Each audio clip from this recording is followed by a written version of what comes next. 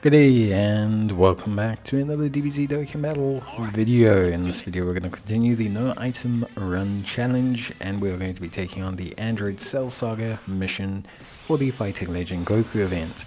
Now the Fighting Legend Goku event is a long form event that originally when it came out was classified as the hardest event in the game and was kind of the shift of the game's meta from Super Battle Road to Extreme from Super Battle Road to kind of being more boss orientated long form events with various levels of like difficulty and scaling, and stacking defense became a thing and was a priority and still kind of is. And basically the Fighting Legend Goku event really kind of brought all of these things together. Now the Android Cell Saga challenge for no item running is vastly easier now than it was back then. In fact, it's just easier in general.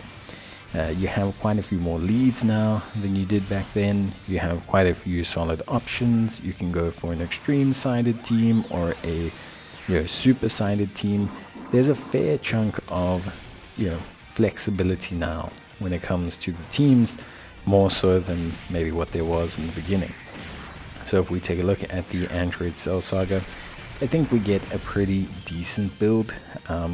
For this event, an OP build, but still some pretty fun options. So you have a couple leads, at least on the global side. You've got the AGL First Form Cell, you've got AGL Transforming Trunks, you've got INT Perfect Cell. You could also go a full Super Saiyans build under the Strength Goku Gohan, or you could go for a full Kamehameha build under the AGL Gohan. You can go a full Future Saga build under the Future Gohan. There's plenty of options. Like, it's really not a ostensibly difficult team to build. There are so many various team options to run through. Now we've gone for a bit of an extreme orientated team. No particular reason why, just kind of wanted to have a bit of fun with it. So we have the INT Perfect Cell, obviously a great unit, providing a heal when we fall below a certain threshold. He's also quite strong himself, being obviously quite a strong unit, better against multiple enemies. In his first state, if we can get him to transform, he'll incinerate Goku.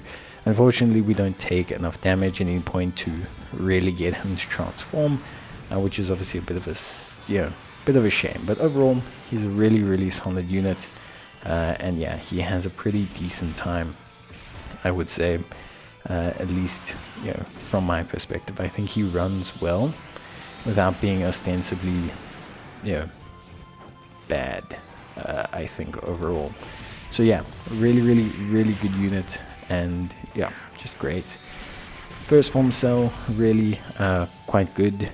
He obviously got his EZA recently, so really solid.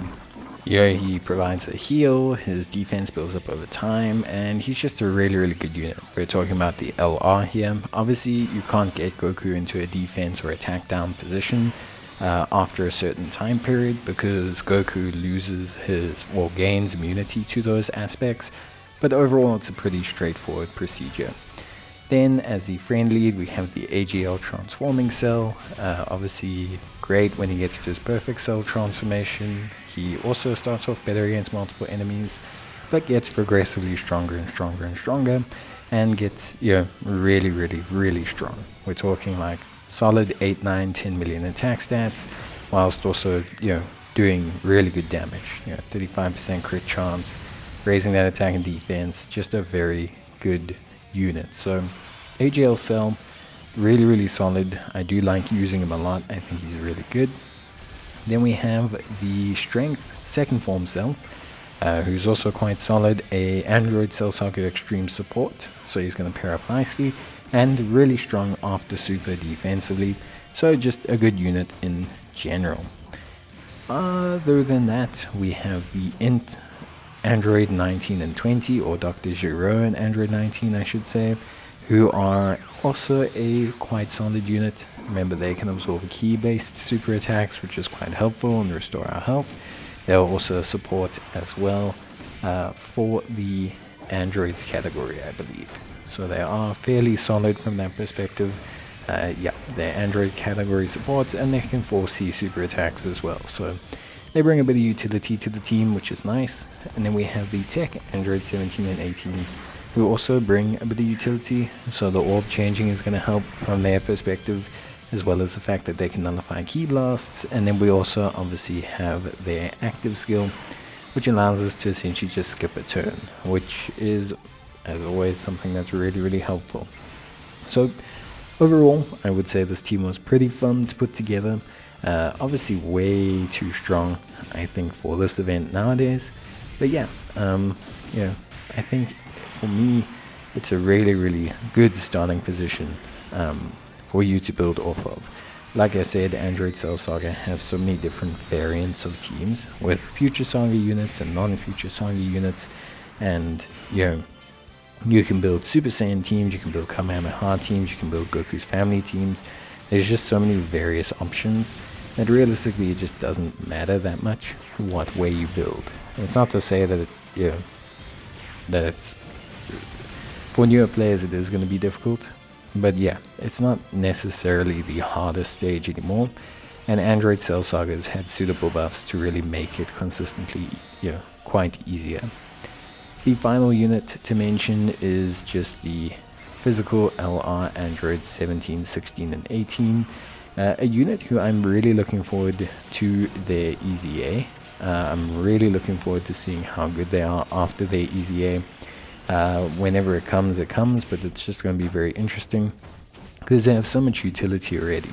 They have that medium chance of evasion, they have Android Saga support, they have debuffing, so it's going to be quite interesting to see what they do with them.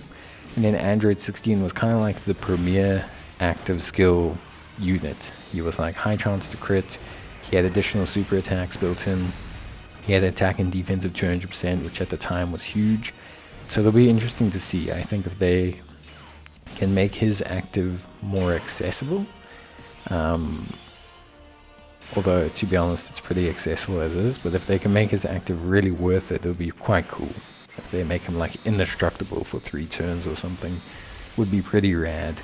But yeah, other than that, honestly, it's a pretty fun team, pretty fun build, and overall, I had a pretty good time in using these units. So very, very good team to use and a fun team to put together, and just was a really fun run to do.